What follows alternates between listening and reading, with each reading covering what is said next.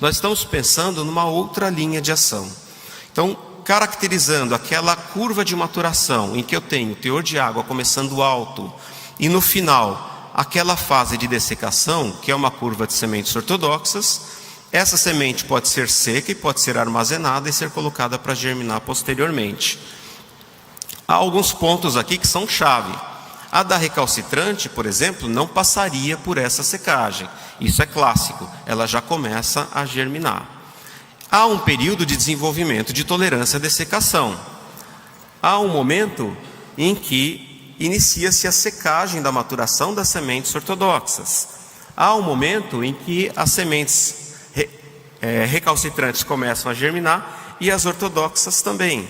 Há um momento em que eu tenho a dispersão das ortodoxas e há um momento que eu tenho a dispersão das recalcitrantes. Isso é muito evidente. Todos esses pontos são perfeitamente identificáveis. Mas o problema é identificar quando a semente se desliga da planta-mãe. Na ortodoxa é relativamente simples. Você pode estimar pelo máximo acúmulo de massa seca ou simplesmente quando começa a secagem da maturação. Certamente nesse momento a semente se desligou da planta-mãe, mas na recalcitrante isso não é bem assim.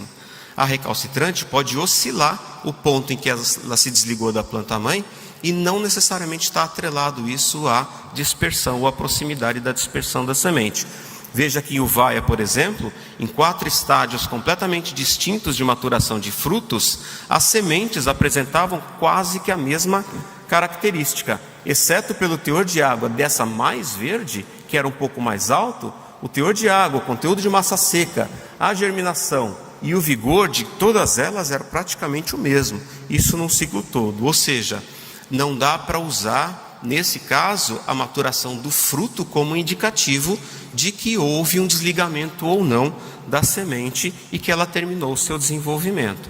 Então, pensando nesse sistema aqui, por exemplo, de que a recalcitrante começa a germinar no momento em que se desliga da planta-mãe, nesse trabalho foram coletados 4 estágios diferentes de frutos de ingá, sendo que esse aqui é o pré-dispersão, ou seja, esse aqui ainda estava ligado na planta-mãe, mas ele já estava com as sementes bem desenvolvidas.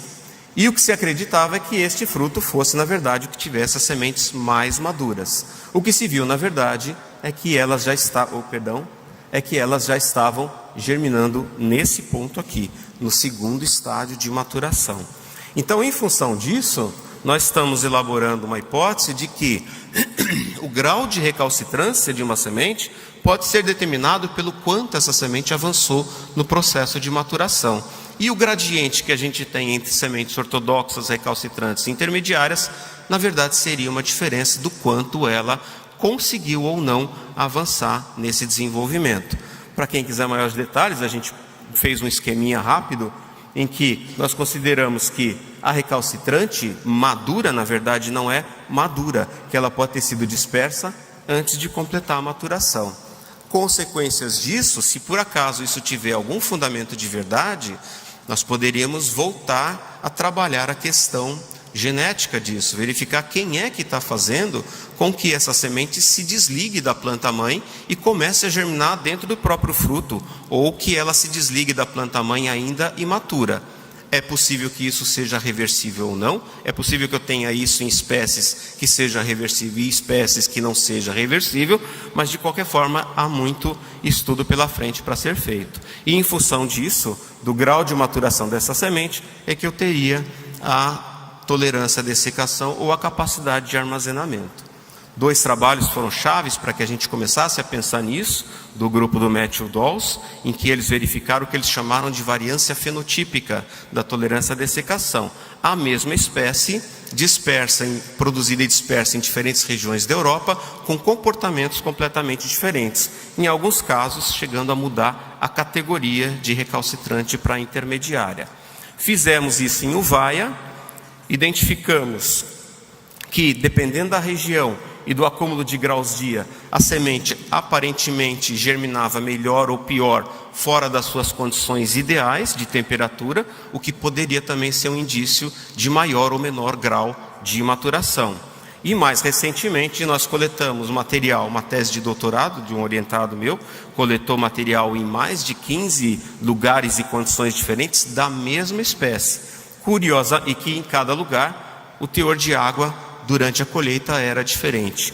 Curiosamente, houve uma forte relação entre o teor de água em que essa semente era disperso e o grau de tolerância à dessecação que essa semente suportava.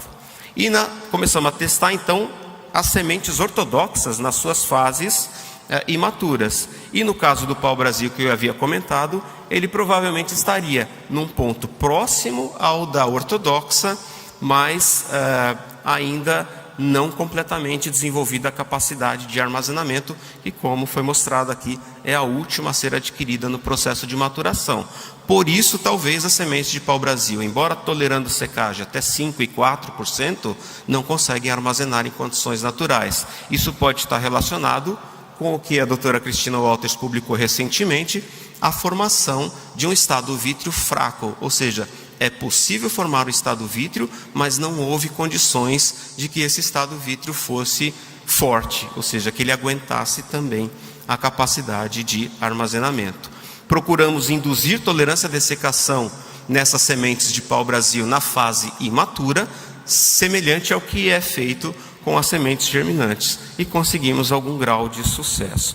Isso significaria deslocar aquelas curvas um pouco para a esquerda, né? E aqui uma condição de uma semente ortodoxa de pau-brasil dispersa em duas condições naturalmente. São duas populações que dispersam as sementes, uma com 25% e a outra com 45%. Curiosamente, a que dispersa com 45% é mais sensível à dessecação e dura menos tempo no armazenamento. Então, o que a gente tem até hoje é que continua o desafio de conservar sementes recalcitrantes por longuíssimos ou longos períodos. Muita informação já foi obtida, ampliando-se especialmente o número de espécies estudadas. A tolerância à dessecação, a categorização e condições para armazenamento continuam a ser o principal foco de pesquisas. Avanços importantes foram obtidos em relação à criopreservação e há novas frentes de atuação que devem ser mais investigadas. Então, a gente só consegue fazer isso graças a todos os parceiros que a gente tem colaborando sempre, nacionais e estrangeiros também, que sempre recebem nossos alunos para desenvolver parte dos seus trabalhos lá, né? E os que começaram esse trabalho, evidentemente, eu devo um agradecimento especial. E o meu maior agradecimento hoje vai para as nossas mitocôndrias científicas, todos esses alunos que sem eles hoje nós não conseguiríamos fazer absolutamente nada. Obrigado.